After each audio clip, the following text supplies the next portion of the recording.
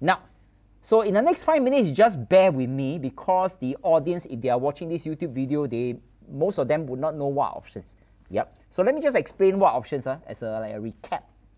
Now, you know, in Singapore or any parts of the world, there are always insurance company, and within insurance company, in order for them to sell insurance, like usually they have an insurance representative or insurance agent.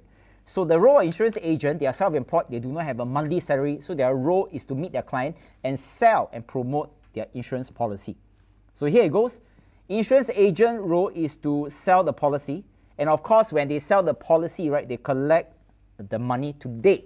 So in other words, when they sell the policy to you today, they do not collect the money when the policy matures, because if that's the case, then nobody wants to be an insurance agent. So everybody want to collect the money today so that they can meet the $1 million round table or court the round table and so on. So their role to see you is to review your finance and then sell insurance to you. So they sell insurance policy to you and then they collect the premium. But in order for them to sell insurance to you, the insurance must have been created by someone, because the insurance agent are not the people that created the policies. So somebody must have created or written the policy. So in this case, right, the underwriter in the respective company writes the policy, pass it to the agent sells the policy to the client and then collect the money. So in short, if you look at this diagram, right, it's a 3-step process. First step is underwriter writes. Second step is the insurance agent sells. And the third one is after they have sold the policy, they will have collected the premium. Yep. So in other words, we are underwriter. Yeah, we are underwriter. We play the role of underwriter as well as the insurance agent.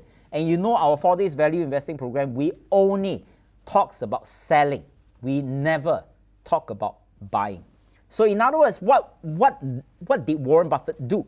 So remember, Warren Buffett do not do option trade. So in case you go to any blog and then somebody try to paraphrase what Warren Buffett do and then say that Warren Buffett is an option trader, he's not really an option trader, but he's an option writer, or Warren Buffett is an option seller. So in other words, for Warren Buffett, how does he make money, right? Yeah, in fact, he makes billions, yeah, by collecting a premium. And to do that, he did 3 things. First one, he wrote the options. Second thing is he sold the options. And third one, he collect the money. So write, sell, collect money. So for our 4 days value investing program, we only talk about selling. We never talk about buying and selling. Yeah. So let's put into the context. So what's the difference between what we do, since we are an option writer or we are an option seller, versus the other group of people which is on the other side of the fence and they call themselves option trader? What's the difference? What's the difference? Now remember, we're always the seller, right? Yeah, but in order for us to sell something, somebody must have created something for us to sell. So here it goes. Remember, option seller has 3 simple steps, and we are just modeling after Warren Buffett shamelessly. So step number 1, we write the policy. We write the options. So in other words, we create it out of thin air. We create it. Now, second one, we sell. We create, we write, we sell, and we collect the premium, which is what we shared, right? We write, we sell, and we collect the premium instantaneously. So this is what we do. So these 3 steps. Now, so what does option traders do? Option traders, they do not write, but they buy. Yeah. So there's a key difference, right? Yeah. We write, but they buy. So they buy the options from someone, but we write it. We write it ourselves, but they bought it from someone. They bought it, they sell it, and then they collect the difference. So in other words, they may buy for $1 and then sell at 120. Yeah. So there's a 20 cent, right? Which is like 20%. So they collect the difference, right? So the key difference between option seller or option trader, right, is the step number 1. Step number 1, we write while the option traders buy. So in order for you to know whether are you attending an option trading course, it's quite easy. The moment you just ask the trainer, do you buy options? Yeah. The moment they say yes, it's an option trading course. Okay. Now how do you know whether you're attending an option selling course? Very easy. You ask the trainer, do you buy options? If they say no, we only sell, then it's an option writing or FSing option selling a course. Okay, so there's a huge difference. The key difference is the one writes and one's buy. Yeah. Now, so what we're going to do is I'm going to pull out an illustration, right, which is a company that Warren Buffett recently invests. and how can we make use of this information from an option writer or option seller perspective, right? And from an option trader perspective. Now, but before I continue, just to let you know that in case some of you are watching this video and you have never know who's this Jack Ma look like this Caden, just to let you know I'm 49 years old this year, and in my early 20s, which was like more than 25 years ago, right? Yeah, I was doing option trading. But of course, in 2001, after I lost the money, right, because there was a black swan event, which is when the dot-com bubble bursts, right? So because this one takes place so suddenly, black swan event, yeah. So I lost money, and predominantly all my money loss is in option trading as well as in stock trading. And from that point onwards, I became a value investor. Yeah. So in case there are some people who are in their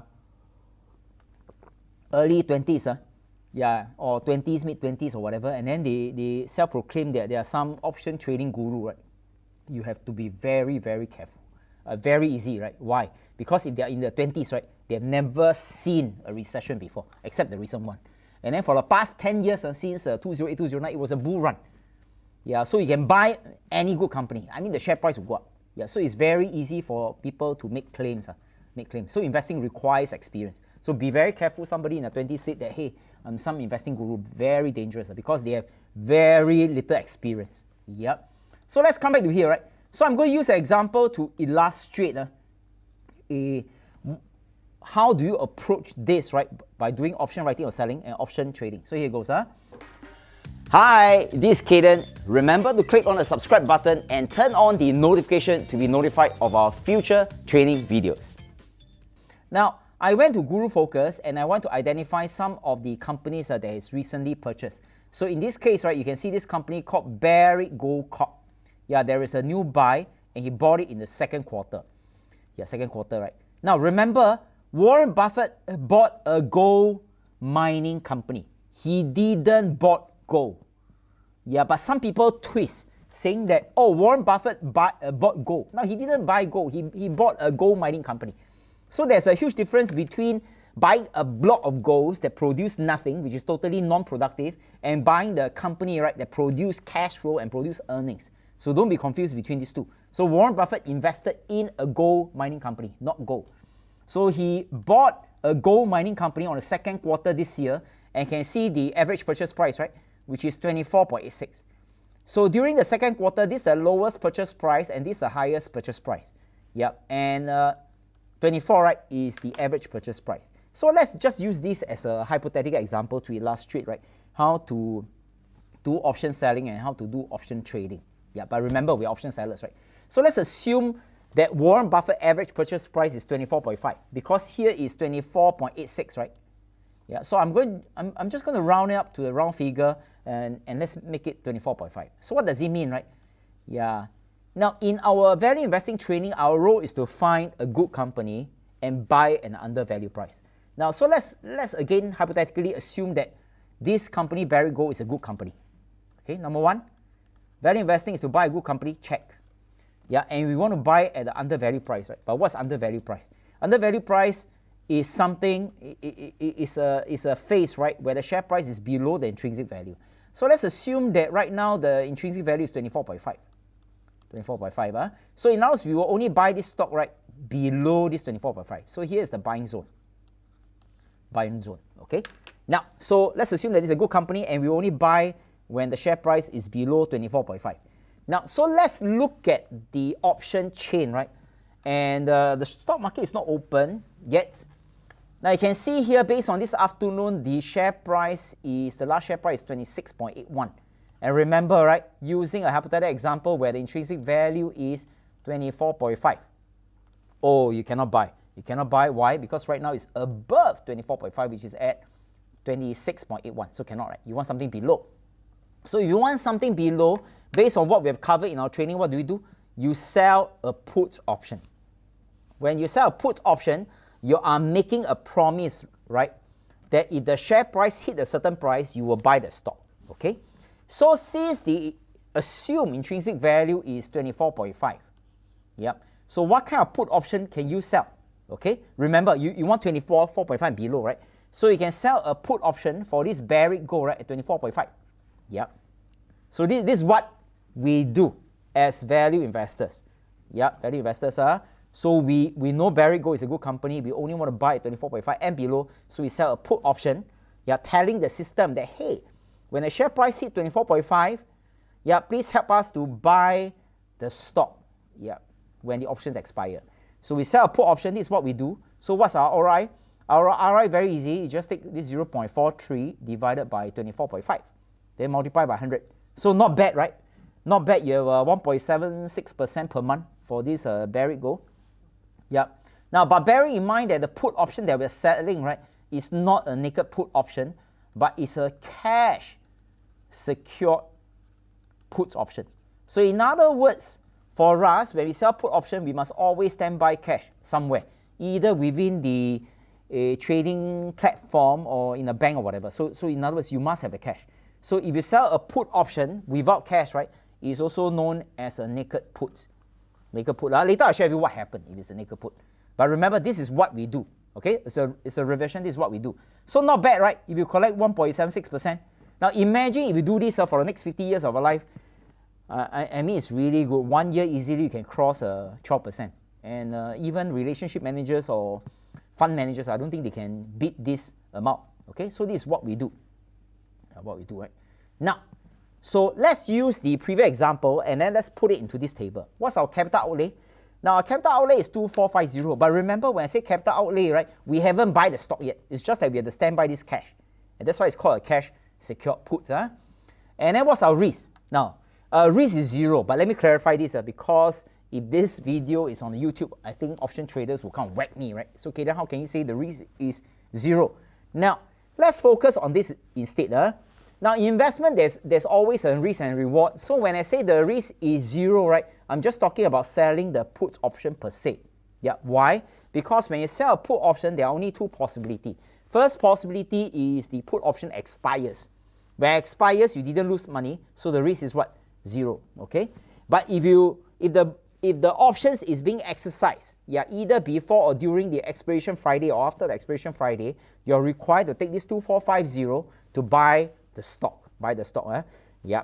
So the selling a put option by itself, either way, the risk is 0. But what happens after you bought the stock? That's a separate story. So let's put it aside. So when I say risk 0 is there are only two scenarios. One is the option expires, in which you're okay, and why you buy the stock, which is what originally you wanted. Yeah. So what's the ROI? Yeah, by selling a put option, just now you have seen it's 1.76%. So this is what we do. Our capital outlay is 2450. Our risk is 0, as I have explained. And then our ROI is 1.76%. So just now I already explained, right? So I better put it into text. Yeah. Now, so option trading. Option trading. So when we write an option and then we sell it to someone, we're option seller, right? But on the other side of the fence, somebody bought it. So the one who bought the option in which we have sold, they are actually option traders. So in other words, option writers or option sellers sell options to option traders. But the question is why they are not our gang? Why are they standing on the other side of the fence? Yeah, since ours is like so-called 0 risk and quite a pretty good decent return. 1.something% per month is almost more than 10%. Now, so let's focus on the difference first. So remember, when we write, we sell, somebody on the other side, they buy. Yeah.